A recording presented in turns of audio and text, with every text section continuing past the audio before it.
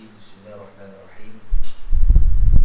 السلام عليكم ورحمة الله تعالى وبركاته. الحمد لله والصلاة والسلام على رسول الله وعلى آله وصحبه ومن والاه. أشهد أن لا إله إلا الله وأشهد أن محمدا عبده ورسوله. قال رب اشرح لي صدري ويسر لي أمري واحلل عقدة من لساني يفقهوا قولي. أما بعد. Yang berusaha pihak pengurusan masjid, ashabul fadilah, tuan-tuan guru, tuan-tuan imam, ketua-ketua masyarakat, tuan-tuan haji, puan-puan hajah, tuan-tuan, puan-puan, hadirin hadirat yang dirahmati Allah Subhanahu wa taala sekalian. Alhamdulillah, tuan-tuan dan puan-puan, seperti biasa kita sama-sama panjatkan kesyukuran kehadiran Allah Subhanahu wa taala. Panjang lagi umur kita pada pagi ini.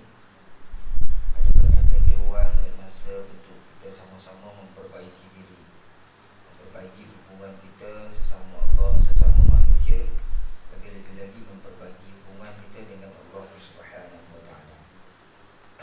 Rajin-rajinlah tuan-tuan melihat diri kita, melihat amalan kita, mana-mana yang kurang kita perbaiki.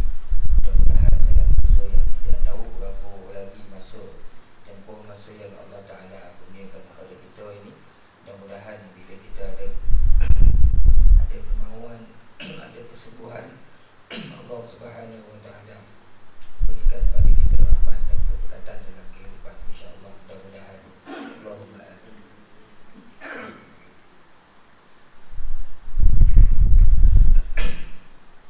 Maaf tuan, sesuatu tak apa-apa hari ini. Kita pergi lama ni. Jadi pagi ni tuan-tuan, kita mula pada ayat yang ke-59 surah Al-Furqan. Allah Subhanahu wa taala berfirman, A'udzu billahi minasyaitonir rajim. Bismillahirrahmanirrahim. Alladzi khalaqas samawati wal arda wa ma bainahuma fi sittati ayyamin thumma istawa 'alal 'arsh. Ar-Rahmanu fas'al bihi khabira. Wa idza qila lahum usjudu lir-Rahmani qalu wa mar-Rahmanu anasjudu lima ta'muruna. Qalu wa mar-Rahmanu anasjudu lima ta'muruna wa zadahum nufura. Tabarakalladzi ja'ala fis samaa'i burujan wa ja'ala fiha sirajan wa qamaran munira. Wa huwa alladzi ja'ala al-layla wan-nahara khilfatan liman arada an yadhakkara aw arada shukura. Sadaqallahul azim. Alladzi khalaqas samawati wal arda wa ma bainahuma fi sittati ayyamin thumma. Di situ ada satu hukum nun mati dalam bahagian nun mati, iaitu nun baris mim yang baris dua di bawah bertemu dengan sa. Sa ni salah satu daripada huruf-huruf ikhfa' hakiki. Jadi di sini hukumnya ikhfa' hakiki, kita sembunyikan bunyi nun mati itu ke dalam huruf sa. Ayyamin thumma, sambil kita dengungkan dengan qadar dua harakat. Ayyamin thumma. Thumma, semua mim dan nun yang bersabdu kita dengungkan dua harakat. Wajibul gunnah. Thumma stawa 'alal 'arsy. Thumma stawa. Kalau dalam kita ngaji qiraat tuan-tuan, thumma stawa ada ya. Ya tak berhenti ni. Kemudian ada alif kecil. Kalau bacaan imam kita, Imam Hasim, yang diriwayatkan oleh Hafs, kita baca thumma stawa. Tapi kalau pergi Mekah ke pergi mana-mana, tiba-tiba dengar orang baca summa stawi, jangan pula salahkan orang tu. Sebab bari ni, bunyi ni dia ada bunyi bagi atas, dia ada bunyi bagi bawah, dia ada bunyi bagi depan, ada bunyi imalah, ada taqlid. Ada bunyi summa stawi kan. Jadi itu bacaan itu sah, tapi bacaan imam yang lain lah, bukan yang imam Asim, bukan haf. So janganlah dengar orang baca summa stawi salah bacaan itu betul. Alal arshi, kalau berhenti alal arshi. Ar-Rahmanu fas'al bihi khabira. Ar-Rahmanu fas'al bihi mansilah qasira. Semua harus ni. Kalau ada hadapan dia ada huruf waw yang kecil, ada huruf ya macam tu. Ni dalam ni huruf ya, maka kita baca dua harakat.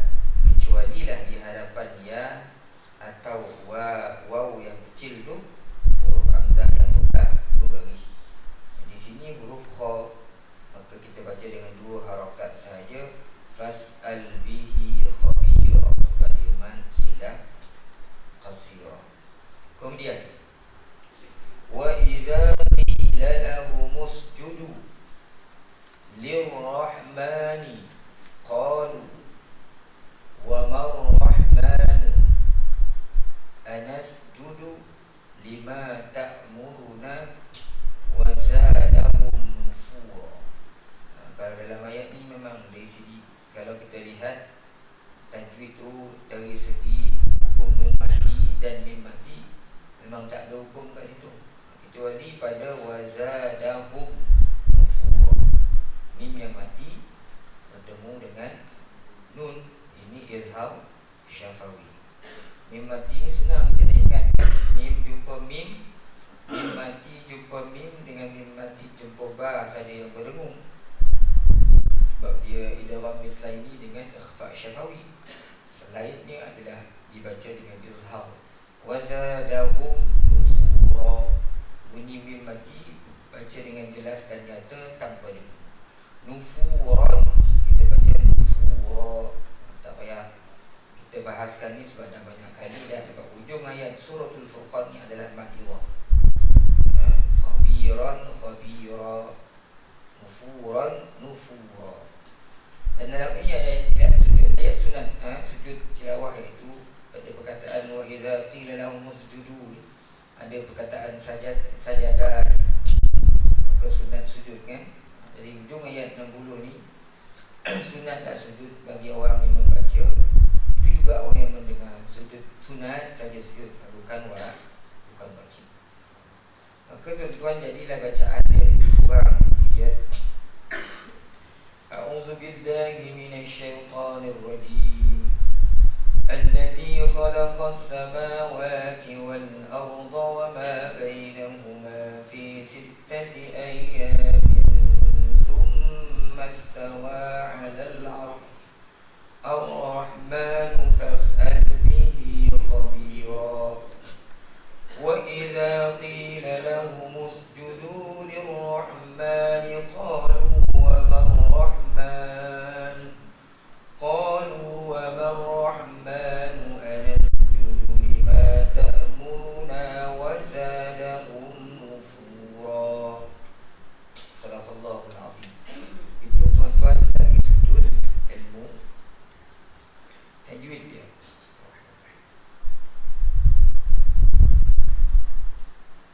Mari kita tengok sama-sama dari sudut tafsiran kita.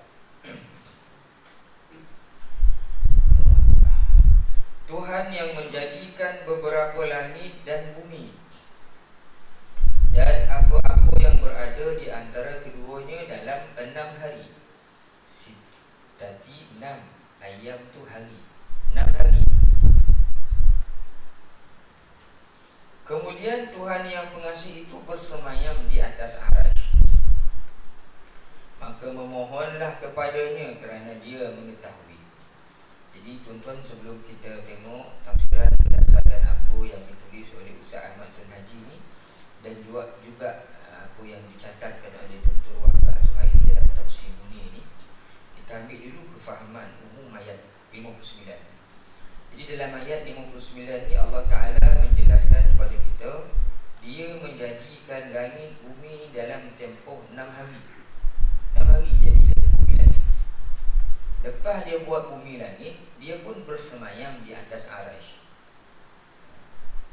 Tuhanlah yang maha pemurah itu, maka memohonlah kepadanya kerana dia mengetahui. Fas'al bihi khabira. Adapun terjadinya langit dan bumi selama 6 hari dalam ayat ini, mengikut para mufassirin adalah hari-hari yang tertentu. Kata ahli tafsir, 1, 6 hari maksudnya hari-hari tertentu, bukanlah mengikut ukuran hari yang dipakai di dunia kita ini, yang berukuran tiap-tiap harinya selama 24 jam, dihitung dari sepanjang malam dan sepanjang siangnya. Kerana semasa itu belum pun dijadikan bumi dan matahari yang menyebabkan adanya siang dan malam untuk menjadi perhitungan. Bahkan yang dimaksudkan dengan 6 hari itu ialah 6 kali masa perkembangan yang sesuai pula dengan pertumbuhan terjadinya langit dan bumi. Dan tiap-tiap satu perkembangannya telah mengambil masa yang amat lama berdasarkan penjelasan Allah pada ayat-ayat yang lain, iaitu sehari di sisi Tuhan itu berukuran tidak kurang dari 1000 tahun mengikut yang kita hitung. Ayat 47 surah Al-Hajj.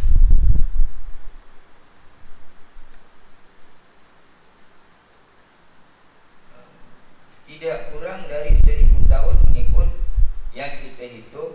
Ayat 47 surah Al-Hajj. Wa inna yawman 'inda rabbika ka'alfi sanatin mimma ta'uddun. Tu ayat tak salah saya. Wa inna yawman 'inda rabbika ka'alfi sanatin mimma ta'uddun. Sungguhnya satu hari di sisi Tuhan kamu itu sama dengan 1000 tahun. Dan ayat 5 surah Sajdah ini selalu kita dengar ni.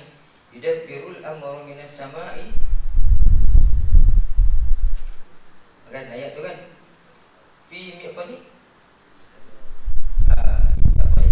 Kana miqdaru alfasanatin mimma ta'udun. Ayat tu kan. Miqdarnya 1000 tahun. Satu hari sama dengan 1000 tahun. Ini ayat ini maksudkan. Mana ada yang dikira satu hari itu hingga 50,000 tahun. Ni ayat dalam surah Al-Ma'arij. 50,000 tahun. So di sini ada banyak pandangan. Jadi ulama kata Ustaz maksud Haji 6 hari bukanlah maksudnya 6 hari yang kita faham. Sebab masa Allah Ta'ala jadikan bumi itu, matahari tak ada lagi. Sedangkan kiraan hari mengikut manusia terkait dengan tempoh masa naik dan terbenamnya matahari. Sebab itu ada disebut siang hari, malam hari. Kenapa disebut siang hari, malam hari? Kerana bergantung kepada perjalanan matahari. Dan pagi itu matahari terbit sampai terbenam, matahari nampak ada, itu kita panggil dia siang sebab nampak cahaya. Bila malam gelap tak ada matahari, panggil malam hari. Jadi hari-hari itu ikut hitungan manusia adalah berdasarkan perjalanan matahari. Padahal pada Tuhan, pada ketika Allah jadikan bumi langit ni, matahari tak ada lagi. Jadi nak hitung pada pakai hari mana? Matahari mana? Sebab ulama sebut bukan 6 hari yang kita faham lagi. Ada juga itu yang pertamalah yang kita kena faham.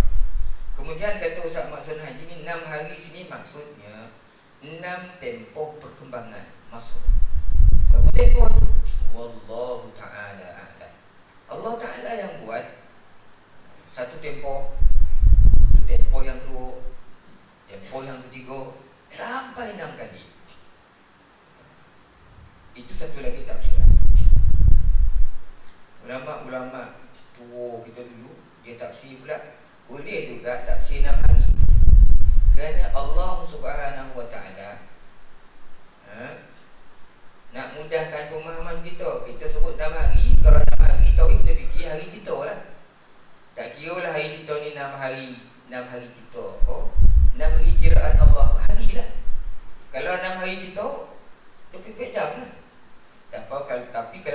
hari ikut kiraan Allah di antara satu hari sama dengan 1000 tahun.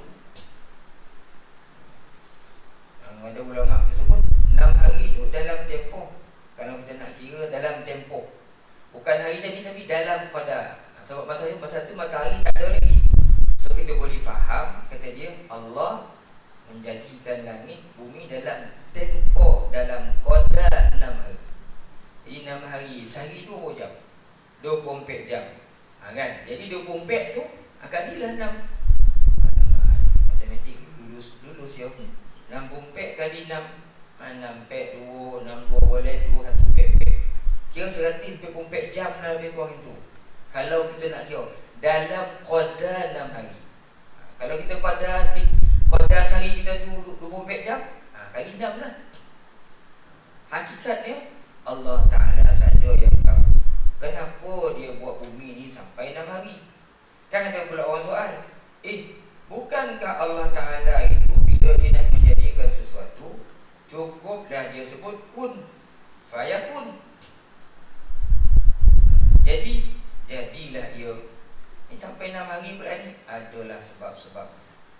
Dalam tafsir lain disebut Allah Subhanahu wa Ta'ala jadikan bumi langit ni dalam tempoh 6 hari sebab nak mengajar manusia, supaya bercermat bila buat sesuatu, nak sesuatu yang besar, sifat dia.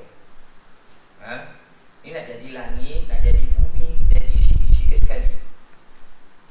Bukan Allah Ta'ala tak boleh buat satu hari. Boleh saja. Allah Ta'ala dengan ilmunya, dengan qudratnya, secantik mana pun bumi ni dia akan jadi satu hari, sesaat. Kita main kitab Tazkirah fi Ahwalil Mauta wa Umuril Akhirah oleh Imam Qutubi tu kan, yang Ustaz Muzni ajar tu, kematian tu.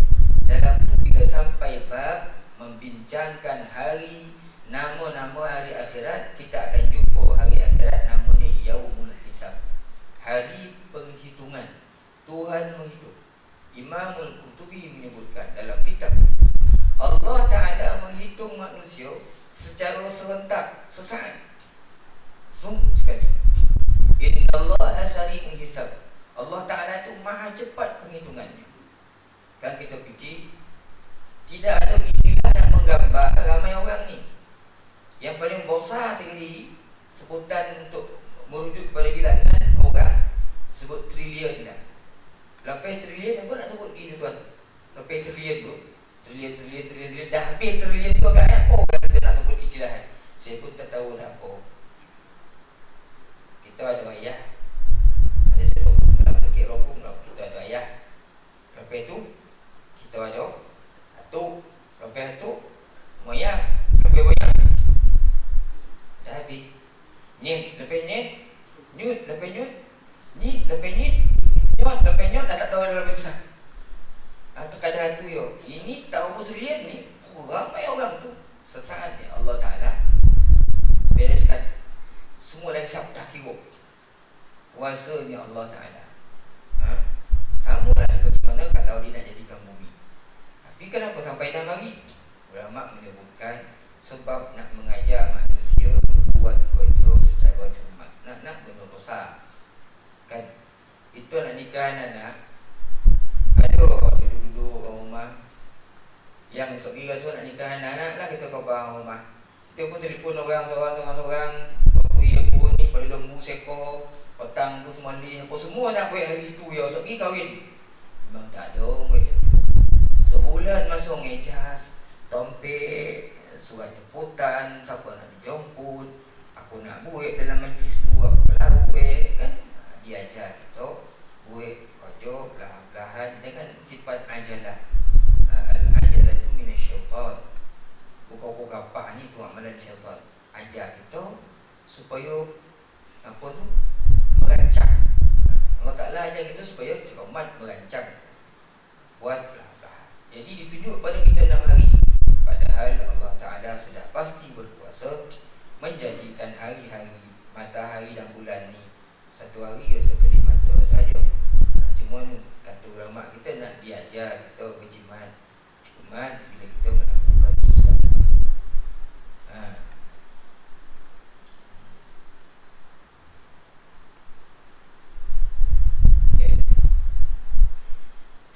di sini dapat diperhatikan bahawa Allah Ta'ala itu menyifatkan diri dengan sifat hidup kekal untuk selama-lamanya dan mempunyai pengetahuan yang meliputi segala sesuatu, seperti yang disebut dalam ayat 58, wa tawakkal 'alal hayyil ladzi la yamut wasabbih bihamdi. Ayat 54 tu kan disuruh kita bertawakal kepada Dia yang sifatnya hayyil ladzi la yamut. Tuhan tu hidup dan Dia tak mati-mati kan? Supaya makhluknya bertawakal seperti yang disebutkan dalam ayat 59 ini. Sesungguhnya segala makhluk yang begitu besar seperti langit dan bumi yang telah dijadikannya dengan cara yang begitu indah, lengkap dan sempurna, serta rapi dan ukur buatannya langit yang tidak bertiang bersama bumi, tercipta dalam masa 6 hari yang disebutkannya adalah menunjukkan kudrat dan kekuasaan Allah yang tak dapat difikirkan oleh akal. Jadi Allah Ta'ala, kalau tuan-tuan tengok balik pada ayat 58, Dia suruh kita bertawakal, berserah diri pada Allah. Kenapa berserah diri pada Allah? Kerana Allah itu maha berkuasa, maha hidup, yang tidak ada penyudahan, yang tak mati. Sebab itu kamu serah diri pada Dia. Sebab Dia bukan saja hidup dan tidak mati-mati, tetapi Dialah Tuhan yang berkuasa, itu yang menunjukkan di mana Dia menjadikan bumi dan langit dan segala isinya, termasuk kita sekali.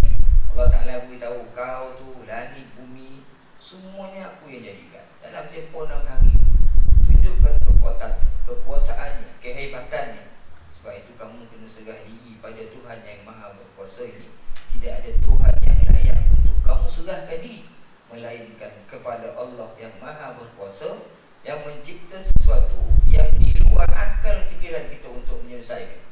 Dapat kita nak mikir macam mana Allah Ta'ala buat dunia, bumi, langit ini dengan sistem yang cukup cantik, sehingga apa yang ada dalam bumi ini berjalan mengikut sunnatullah, mengikut peraturan, mengikut setting Allah Ta'ala. Dia suruh matahari itu naik pagi, tenggelam petang. Matahari itu naik pagi ke tenggelam ke barat, dia akan tenggelam ke barat.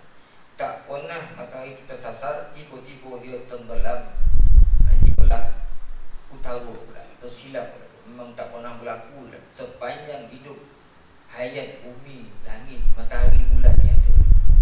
Jadi sayudialah kamu bertawakal kepada Tuhan Allah yang maha kuasa. Kemudian ayat berikut, kesimpulan Ustaz Ahmad Suhaji ni, bertawakallah kepada Tuhan yang tidak mati, yang memiliki segala sesuatu, menjadikan serta menciptakan langit begitu tinggi dan luas, terkandung dalam langit itu cakrawala, makhluk-makhluk angkasa yang tak terpermanai banyak. 6 hari Tuhan jadikan langit bumi. Kata dia, bertawakallah pada Tuhan yang maha hebat. Kemudian ayat berikutnya, Allah bersemayam di atas arash. Saya tak berminat untuk bincangkan ayat ni panjang lebar, sebab ayat ni perbahasan yang cukup banyak. Dan juga ada orang sakit telinga dengan perbahasan ayat ni. Ini ayat ni memang kalau masa belajar pondok lui, ni memang ayat ni pek kita guru kita ni dibahas sampai dunia ayat ni, bukan dunia yang pun makna sampai faham betul. Jadi perkataan istiwa itu tuan, kalau kita pandang dari sudut ilmu tauhid, lainlah banyak perbahasan. Kerana kita menafsirkan ayat, saya suka menyebutkan ini. Kita tengok ayat tu. Allah Ta'ala jadikan 6 hari, kemudian dia bersemayam di atas arash. Ada orang yang masukkan semayam ni, kata dia Tuhan duduk. Bersemayam ni diistilahkan duduk di atas arash.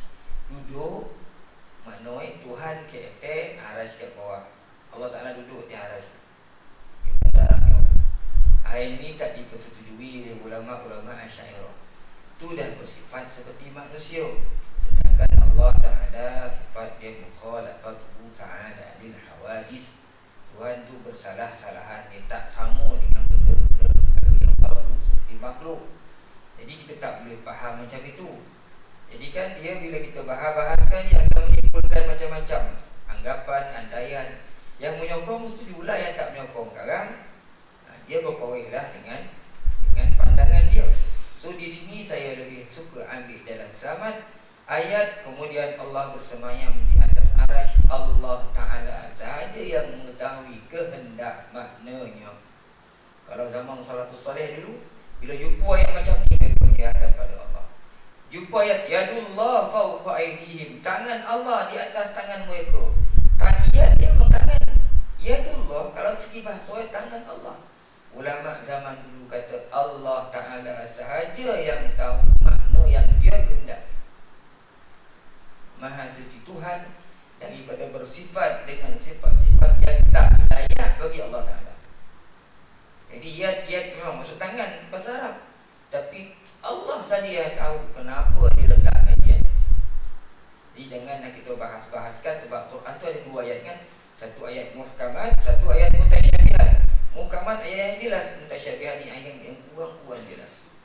Jadi kita tak berani nak tafsirkan ayat ini, Allah Ta'ala saja yang. Cumanya di akhir zaman ni ulama-ulama yang berpegang pandangan Asy'ariyah, Maturidiyah, segi tauhid, mereka mentakwilkan ayat ini. Mentakwil, mentafsir, maksudnya memberi makna yang lain yang sesuai dengan sifat Tuhan. Kenapa? Kerana takut orang hari ini makin jauh daripada Rasulullah, makin jauh daripada Allah. Takut orang ini faham dia salah. Jadi ulama akhir ini dia takwilkan, dia beri maksud yang selamat. Maka banyaklah ulama-ulama kita yang menafsirkan ayat ini, kata dia maksud bersemayam di atas arasy ini bukan kita faham macam raja naik ke singgasana, dia penduduk, dia pandang rakyat yang ada di balai Rumsri itu. Tak, salah maksud macam tu. Jadi Tuhan tu jadi macam orang pula. Jadi ulama kita beri maksud Allah Ta'ala mengatur segala urusan dan membuat keputusan. Maksud summa stawa 'alal 'arsy, kemudian Allah bersemayam di atas arasy, maksudnya kemudian Allah Ta'ala lepas jadi bumi ini, dia pun mengatur segala urusan perjalanan langit bumi itu. Dialah yang buat keputusan apa yang dia nak. Itu lagi selamat. Jadi kalau yang sebelah sini ada satu pihak ni dia faham tak, Allah Ta'ala sebut dia bersemayam di atas, duduk saja. Itu dah mentajsimkan Allah, menjadikan Tuhan itu berjasad. Kan berjasad pula. Na'udzubillah min dzalik. Kan jadi kita janganlah berlama-lama kita kat sini. Saya pun tak berani nak bahaskan benda-benda macam ni. Allah Ta'ala saja yang tahu apa kehendak dia. Kan cukuplah. Jadi ada banyak lagi ayat-ayat yang boleh membangkitkan keimanan, keyakinan kepada Tuhan. Cukuplah. Saya lebih suka elakkanlah kita bergaduh, berbantah-bantah pada perkara yang kita sendiri pun tak tahu hakikat dia. Siapa berani cakap ni? Dialah yang menafsirkan betul. Orang ni kata tak, memang Tuhan tu tiarasy subuh, Tuhan duduk macam ni, macam kita duduk saja. Datang pula, siapa lah kata Tuhan duduk? Tuhan tu tak berjisim, berjasad. Jangan kau sama orang Tuhan. Kan? Tak ada orang berani kata dia betul. Itu andaian-andaian kita berdasarkan pandangan ulama-ulama kita dahulu kan. Kita ni kita miriplah kepada Asy'ariyah dan Maturidiyah. Kita meyakini itu. Kita mengaji, kita diajar oleh ulama-ulama yang lebih faham daripada kita. Tuhan itu tidak berjasad, kita ke situ lah kita. Kan? Jadi sebenarnya hakikat dia Allah Ta'ala saja yang tahu. Kita ni manusia diberikan ilmu yang cukup sedikit, maka cukuplah. Janganlah bahas panjang lebar. Bahaslah berdasarkan kemampuan kita saja. Dan lagi selamat ulama salaf dulu, tinggalkanlah saja pada Allah. Allah Ta'ala tahu apa yang dia maksudkan.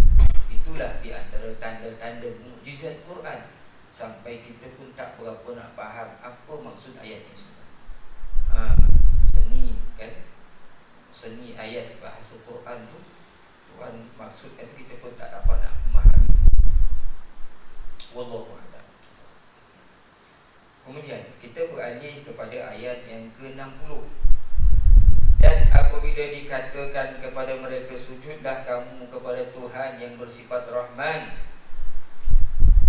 Ar-Rahmanu fas'al bihi khabira. Ayat 7 itu tak dibahaskan oleh Ustaz Ahmad Sunaji di sini. Dalam tafsir Qur'an dia bahaskan. Jadi Tuhan, ujung ayat tu Allah Ta'ala sebut Ar-Rahman fas'al bihi khabira. Di Di sini dimaksudkan maka memohonlah kepadanya, yakni kepada Tuhan yang Maha Rahman, kerana dia mengetahui, Tuhan yang pengasih itu mengetahui. Jadi di sini kata Dr. Wahbah, maka janganlah kamu semua bertawakal melainkan hanya kepada Allah Subhanahu wa taala, yang Maha Rahman itu.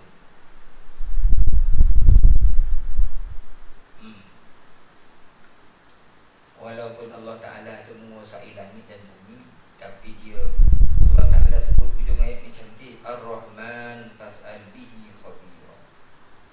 Tuhan yang Maha Pemurah, maka memohonlah kepadanya. Ada juga yang tafsirkan Ar-Rahman, kamu nak tahu Rahman ni, kamu tanya orang-orang yang mengetahui siapa Rahman. Jadi bila Allah Ta'ala cerita dia lagi dari langit, dari bumi itu kekuasaan dia kata Ar-Rahman, dialah Tuhan yang Maha Pengasih Penyayang. Walaupun atas muka bumi ada ramai orang yang tak beriman, tapi Allah Subhanahu wa taala sebut dia yang mencipta segalanya, dia adalah pentadbir yang Ar-Rahman, sifatnya yang pengasih, yang penyayang. Walaupun ramai yang syirik juga dibagi juga rezeki oleh Allah Subhanahu wa taala. Itu maksud ayat Ar-Rahman fas'al bihi khabira. Okey, tuan. Kemudian ayat 60 ini menceritakan apa pula tu? Dan apabila dikatakan kepada mereka, sujudlah kamu kepada Tuhan yang bersifat Rahman, yakni pengasih, mereka berkata, siapakah Ar-Rahman itu?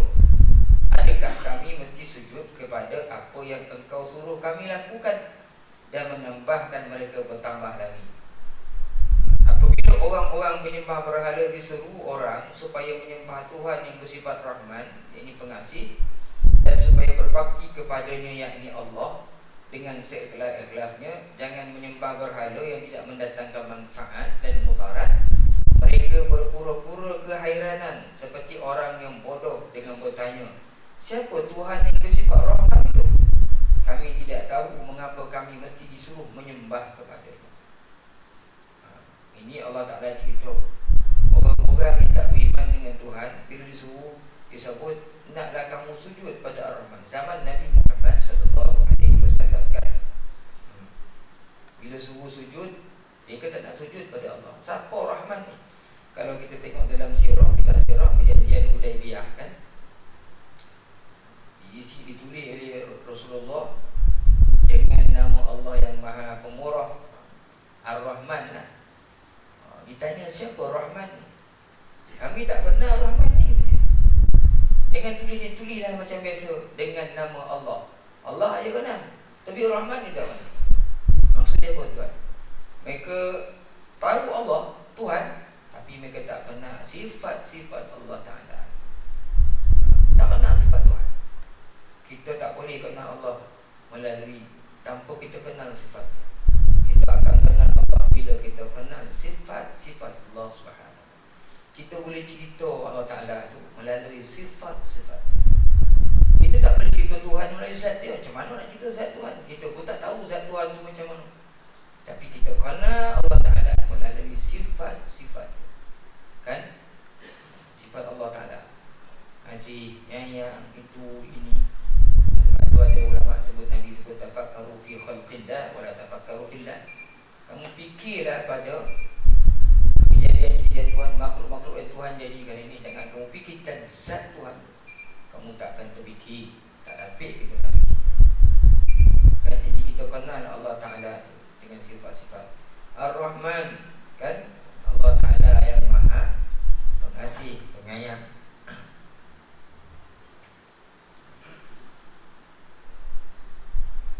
Pertanyaan mereka samalah seperti tokoh Fir'aun yang bertanya kepada Nabi Musa yang diceritakan oleh Allah, wa ma rabbul alamin.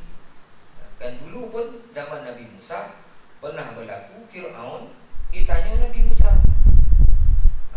Ketika Nabi Musa sebut, wa qala Musa inni rasul, wa qala Musa ya Fir'aun inni rasulun min rabbil alamin. Wahai Fir'aun, aku ini utusan daripada Allah. Fir'aun pun tanya Nabi Musa, qala Fir'aun wa ma rabbul alamin. Siapa Tuhan Rabbul Alamin ni? Kita pandang Fir'aun. Maksud dia tidak beriman kepada Allah Subhanahu wa ta'ala. Bila disuruh sujud, dia ingkar pula. Dia ingkar pula, membantah. Sujud ni tuan-tuan, kalau kita boleh sujud, itulah lambang kerendahan diri, menunjukkan orang serendah-rendah kedudukan. Cara nak menghormati, nak hormat sungguh orang tu sujud dah cara kan. Kalau sekadar macam ni ya, hormat, tapi belum hebat lagi penghormatan tu. Kau dah sampai sujud, itu memanglah setinggi-tinggi penghormatan pada orang. Lepas tu bila Allah Ta'ala cerita, dia suruh tawakal, dia tak mati, dia hidup selama-lamanya, dia lah jaga langit bumi dia ciptakan, dia suruh kita sujud. Sebab tak ada Tuhan yang layak untuk engkau hormati, engkau iktiraf sebagai Tuhan, kecuali aku, yakni Allah, kata Allah, yang menjadikan segala-galanya. Justru tu kau kena sujud. Sujud, tunjuk ya Allah, memang kau lah yang hebat, tak ada orang hebat. Waktu dalam hadis Nabi kan, kalau bolehlah makhluk dia sujud pada makhluk lain, nescaya aku suruh isteri sujud pada suami kan. Dia ayat hadis tu kan. Tapi tak boleh manusia sujud pada manusia. Adapun dalam kes Adam itu, sujud di situ maksudnya penghormatan. Allah Ta'ala suruh malaikat iblis menghormati Adam yang Tuhan jadikan. Jadi sujud ke orang tak boleh kan. Jadi di sini Allah Ta'ala suruh sujud. Kerana sujud ini, itulah serendah-rendah diri kita. Bila kita sujud, kita meletakkan kitalah yang paling rendah. Bahkan orang sujud itu, itulah yang paling tinggi. Sujud pada Allah, kita mengiktiraf ketinggian Allah Subhanahu wa ta'ala. Selalu orang cakap kan, kalau hormat orang macam ni, kita masih hebat lagi. Kalau macam ni, masih hebat lagi.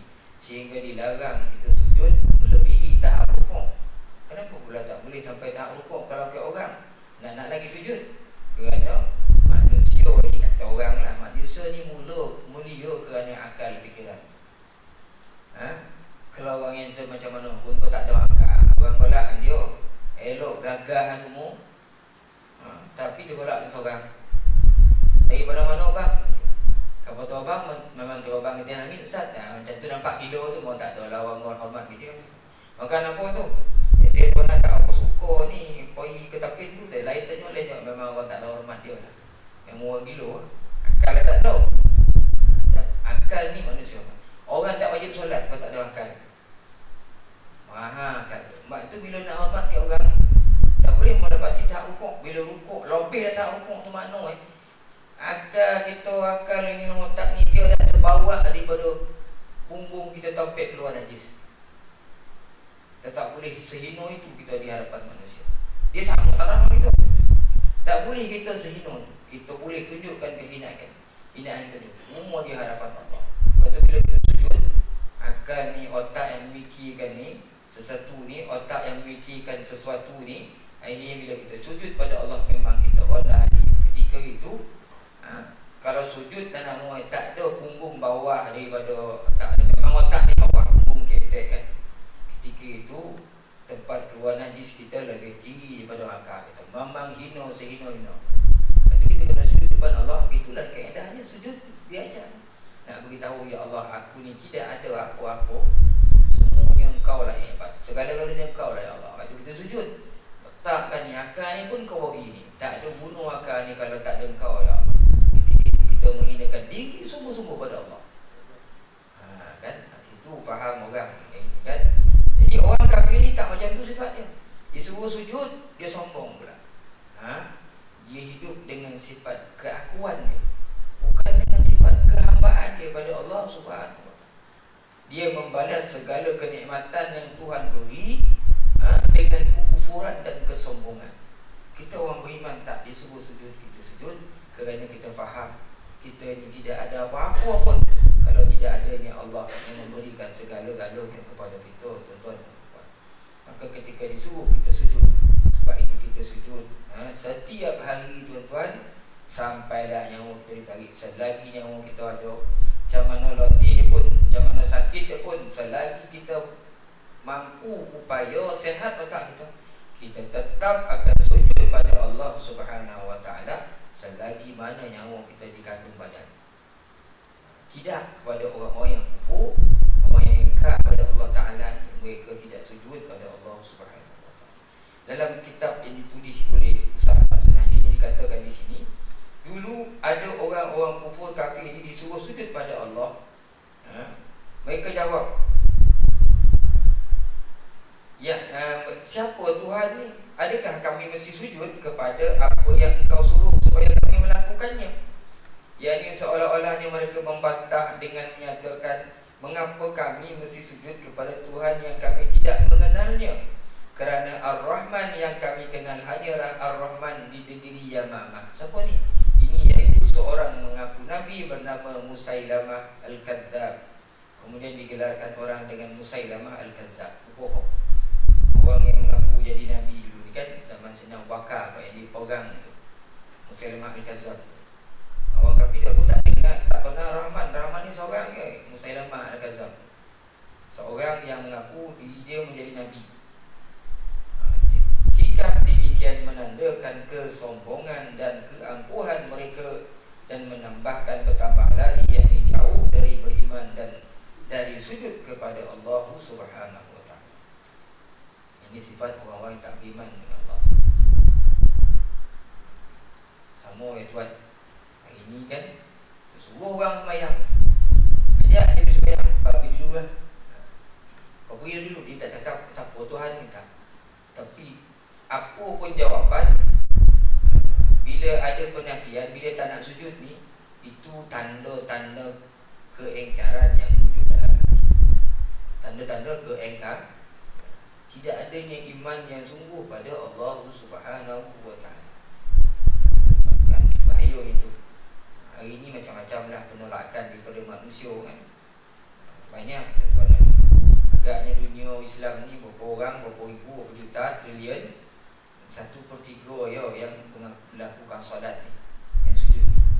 Itu pun 1/3 tu pun ditanya pula, solat tu ke mana? Masjid tu kat rumah.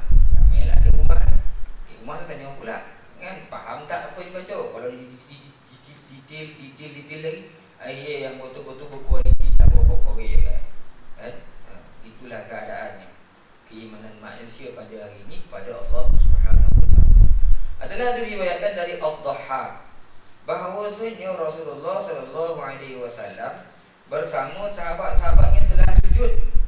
Apabila orang-orang musyrikin melihat demikian, mereka pun sujud di lain bahagian di Masjidil Haram dengan cara mengejek.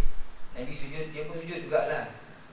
Tapi sujud tu bukan sujud kerana mengagungkan Allah. Sujud dengan tujuan mengejek-ngejek. Ngejek-ngejek Nabi. Sujud dia Muhammad, kita sujud dia kan. Sujud main-main kan. Macam budak-budak lah, orang tu semayang, dia pun semayang. Tapi masa semua semayang tu dia pun macam cakap, garu-garu, bertumbuk-tumbuk dia.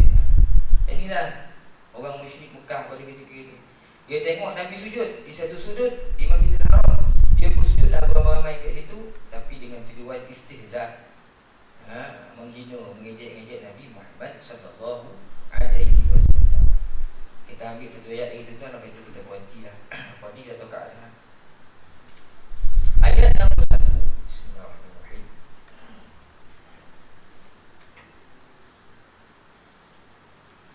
Maha berkat Allah yang menjadikan bintang-bintang di langit dan dijadikannya misalnya pelita dan bulan yang bercahaya. Tabarakalladzi, maha berkat Tuhan, ja'ala fis sama, yang menjadikan di langit itu buruj, ini bintang-bintang, wa ja'ala fiha, dan menjadikan di dalamnya siraj, pelita ataupun matahari, wa qamar, dan bulan yang bercahaya, munirun bercahaya. Siraj ini yang mengeluarkan cahaya. Cantik bahasa Arab kan? Siraj, satu bondo yang dia keluarkan cahaya, dia memancarkan cahaya. Munir, dia yang memantulkan cahaya, yang bercahaya. Dia tak ada cahaya tapi dia ambil cahaya orang. Allah memuji dirinya dengan lafaz tabarak, berkat, kerana tersangat banyak nikmat dan kebaikan yang telah dikurniakannya kepada hamba-hamba. Di antaranya telah menjadikan langit yang mengandungi beberapa banyak benda angkasa yang berupa bintang-bintang besar, sama ada yang tetap maupun yang beredar. Allah Ta'ala jadikan langit. Kalau kita tengok bumi tuan, pun dah takjub dah. Kan kadang-kadang kita tengok apa tumbuh-tumbuhan. Kadang-kadang kita tak kenal nama pokok tu. Rumput je lah. Rumput parang lah.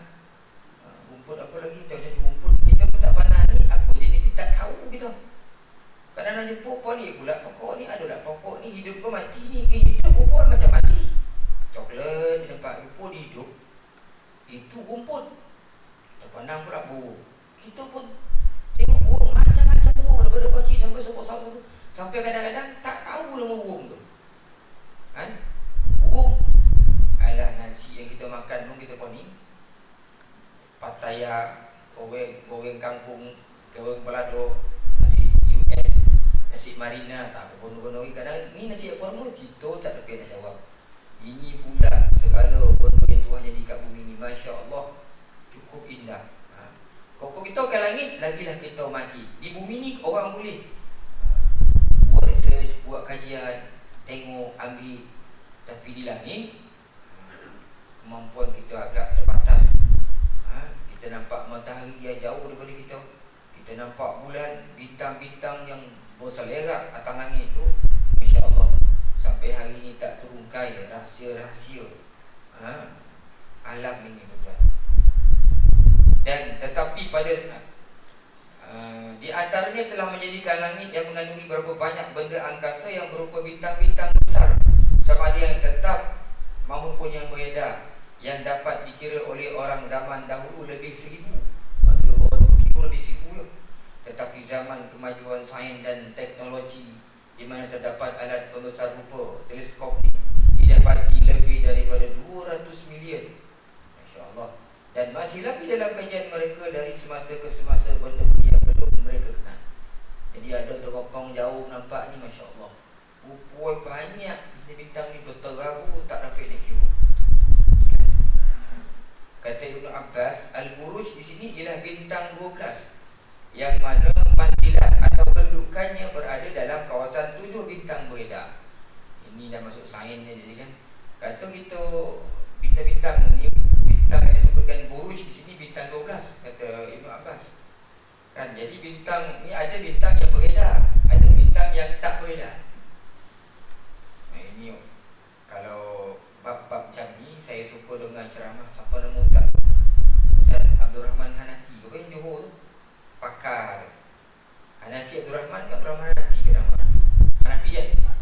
Hanafi Abdul Rahman kan. Tuan-tuan tengok dari YouTube, kalau nak cerita ni tuan buka, dia cakap lahan ya, memang ini memang pakar. Sampai nak buat lapangan terbang pun dia kira tu.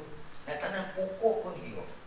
Tiupan angin daripada mana, bulan ni air hujan, angin pada mana, angin mana bawa, semua mahir semua tuan. Dan bangunan nak begitu semua dia ambil kira. Awan ni, awan putih maksud apa, awan hitam maksud apa, dari mana dia datang, berapa bulan dia atas bumi, ke mana dia akan pergi, memang mahir semua. Falak, Ustaz Hanafi Rahman yang cukup mahir. Tu antara pakar katalah ke Malaysia kan, memang cukup mahir kan? Dan dia boleh, dia sesuaikan dengan ayat Al-Quran ni, memang cukup mahir. Ada dalam televisi sekejap dulu kan, dia punya siaran hari apa, yang tak tahu ada tak tahu lagi. Tapi ada dalam YouTube, kita buka tengok kejadian alam ni macam mana dia bahaskan berdasarkan ayat Quran. Cukup cantik tuan. Jadi kita tak mahir bidang-bidang ni, kita baca je kan.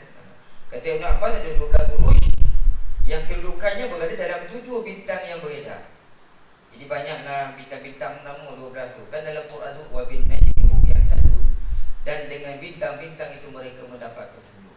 Allah Ta'ala jadikan bintang-bintang ni petunjuk kepada orang kat bumi ni. Kan antaranya 12 tu disebutkan di sini. Hamal, bintang biri-biri, Jauza, bintang kembar, Asad, ini tadi 1352, bintang lembu, Saurun, Jauza, bintang kembar 2, Saraton, bintang ketam, yang kelima Asad, bintang singa, Sumbulah, bintang gadis, 7 Mizan, bintang neraja, Aqrab, ini bintang kala, Qausun, bintang panah, Jahyun, bintang kambing, Dalwun, timba, dan Hud, bintang ikan. Ni yang orang-orang putih buat nama pelik-pelik kan. Ditukar nama. Ni bahasa Arab ke dah. Orang putih dah tukar tak ada nama dah. Dah pelik-pelik nama kan. Tak apa nama saya tak tahu nak nyebut bagi kita ni dalam bahasa Arab lah.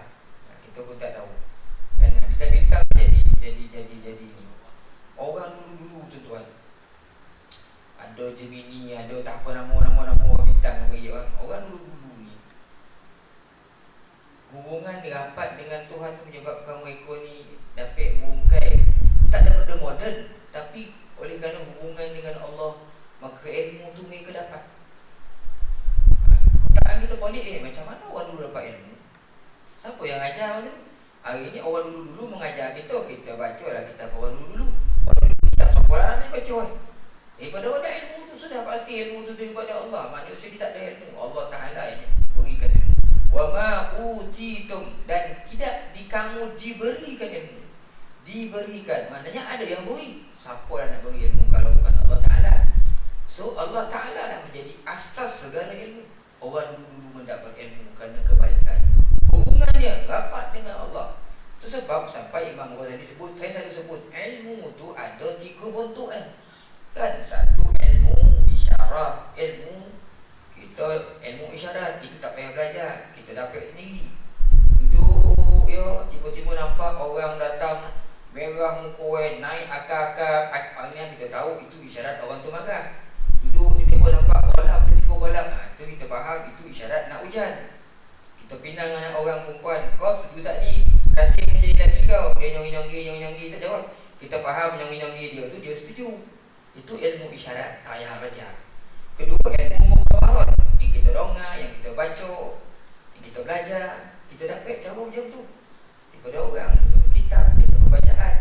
Itu ilmu mukhabarat. Satu ilmu yang hilang daripada orang ini, ilmu mukasyafat, ilmu yang Allah Ta'ala beri secara langsung, yang Tuhan buka. Itu tak ada orang Islam hari ini. Itu dulu-dulu banyak orang dapat ilmu macam tu. Tapi ada sebahagian sahabat-sahabat kita, saudara-saudara kita, dia anti betul dengan orang ni. Setiap kali ada penulisan dia akan tulis. Bukan seperti golongan ulama dulu yang mengaku ulama, yang berzikir tak habis-habis, yang mengaku sebagai ahli tarikat. Mereka ini adalah golongan yang bodoh. Ada yang sampai tulis macam itu. Masya Allah. Tengok dalam YouTube dengan mana-mana tulisan hari ni. Kita maklumat kat jari kan. Bila kita baca tu kita faham. Dia bila dapat yang ruang dia akan tembak lah. Bukan seperti golongan habaib yang tak habis-habis berzikir dan bersalawat. Yang gagal lah orang berzikir salawat. Berzikir sepanjang masa yang tak belajar pun, yang mengakui dia lah yang paling rapat dengan Allah, padahal mereka ini adalah golongan orang yang bodoh. Sedangkan dulu Imam Haramain ketika mana dia mengajar, lepas tu dia mandang ke atas. Orang tanya kenapa Syekh kau mandang ke atas? Kadang-kadang kata dia, aku ngajar-ngajar ni, aku jadi blank, jadi blur. Dia pandang ke atas, bukan apa, mengharapkan, kata dia, ilham dari Allah. Bukankah segala-galanya datang daripada Tuhan? Kalau Allah Ta'ala nak, dia boleh bagi siapa saja ilmu yang dia kehendaki. Tapi ada sahabat-sahabat dia tak mahu ilmu benda tu. Mengarut semua tu tak ada, ilmu tak ada yang tu. Ilmu mesti kita belajar, ngaji. Bukan datang daripada habib-habib penuntut tarikat-tarikat ni, itu semua mengarut. Ada yang macam itu. Kan? Tak apalah. Kan? Macam mana dah faham dia begitu. Tapi bukan sedikit sejarah, kisah-kisah terdahulu diceritakan bagaimana kan orang mendapat ilmu begitu daripada Allah. Nabi Khidir, macam mana dia boleh bunuh budak tu? Macam mana nak dia tahu budak dia besok rosak, ya kan, mengkafirkan ayah dia? Dari mana Nabi Khidir dapat tahu tu? Ada dia belajar ngaji dia berasa siapa? Tak ada. Siapa yang Allah Ta'ala beritahu. Nabi Khidir dia hebat, hubungan dengan Allah, dia orang yang Tuhan tentukan dia dapat ilmu macam tu. Kan ada ilmu macam tu, tak ada belajar dengan sesiapa pun, Allah Khidir. Macam mana dia tahu tu perahu tu akan dibotol oleh raja? Dia berusaha payah ke perahu tu. Allah Ta'ala tadi dia tahu apa yang akan berlaku. Tak ada makhluk tahu, tapi dia tahu. Allah Ta'ala sendiri yang beritahu kita. Bukan kita baca daripada hadis. Kalau apa-apa hadis, kita tahu ini hadis ni orang yang bawa. Sampai tengah-tengah entah-entah ada orang yang menyelewengkan hadis ni, nampak macam botol. Ya, Imam Bukhari bawa. Tak sampur dia. Orang boleh bertikai ni. Tapi Quran takkan nak bertikai lagi. Allah Ta'ala sendiri cerita, ada di kalangan hamba dia macam tu. Ada orang yang mau pergi, dia baca perahu tu tak bocor lagi. Dia kata akan ada raja akan bocor.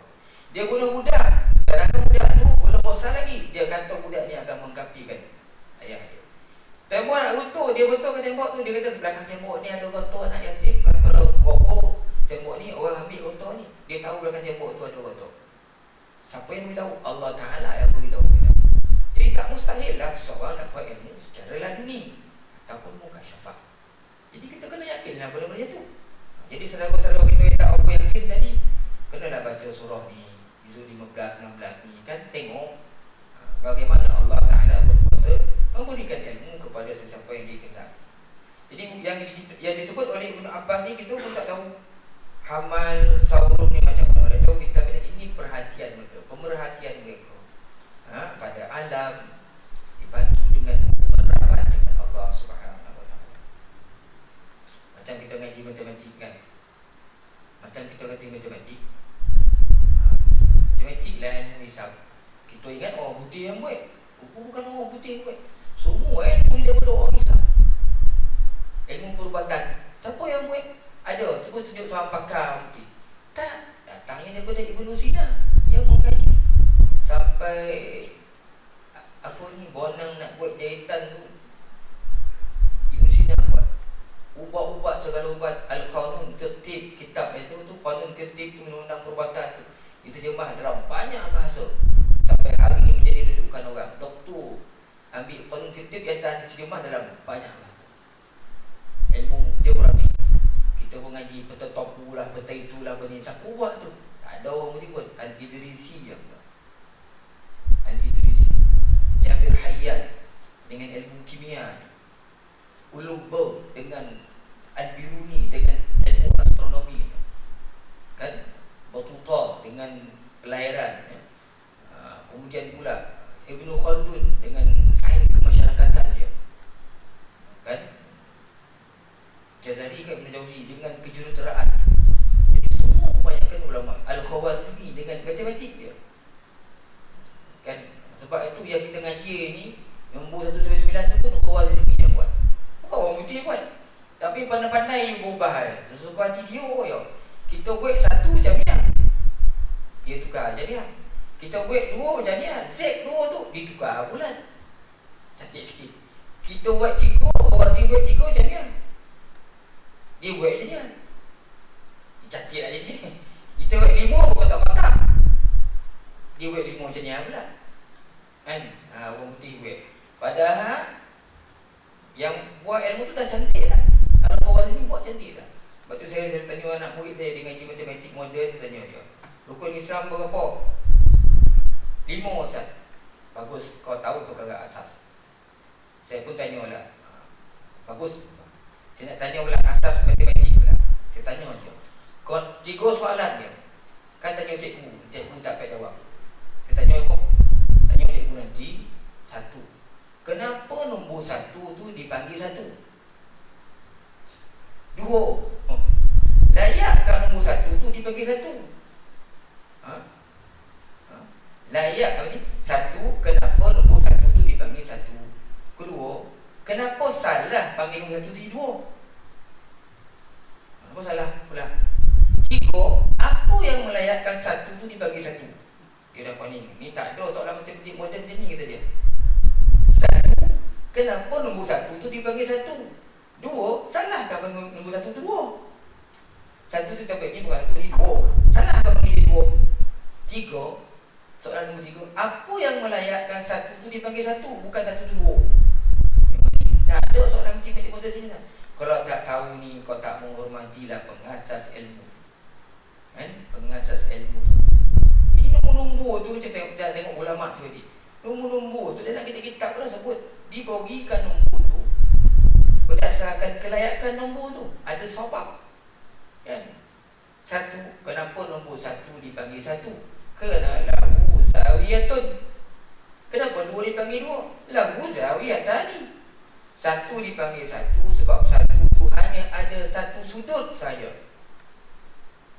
Kenapa 1 dipanggil 1? Sebab 1 tu ada 1 sudut. Khawazmi buat batu je lah, ada coret jadi mana sudut dia? 1 sudut dia. Sebab tu dia panggil 1. 2, kenapa panggil 2? Dia buat 2 je ni lah. ada 2 sudut ya, satu kat sini sudut, satu kat sini sudut, ada 2 sudut. Sampai 9. Jadi nombor-nombor tu diberi kerana sudut yang ada pada nombor tu.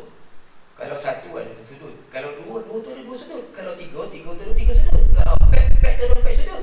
5 sampai 9 tu dipanggil 9 sebab 9 tu ada 9 sudut. Salah kalau Ustaz panggil 1 sudut, salah. Sebab 1 tak boleh jadi 2, sebab 1 tu hanya ada 1 sudut saja, bukan 2 sudut. Apa yang melayakkan 1 tu dipanggil 1? Sebab 1 tu hanya ada 1 sudut saja, maka tak layak dia dipanggil 2. Khawarij sini buat asas tu. Tiba-tiba datang orang putih, dia cantik-cantik ni sampai tanya anak kita, dia pun tak faham. Dia apa satu perempuan tu dalam kitab tersebut. Mahirnya orang dulu. Jadi orang carilah. Kok 9 Ustaz, 9 tu ada 9 sudut. Iyo. Padahal ke 9 tu ada 9 sudut dekat 9 tu. Carilah macam mana 9 sudut. Orang berkotak-kotak lah.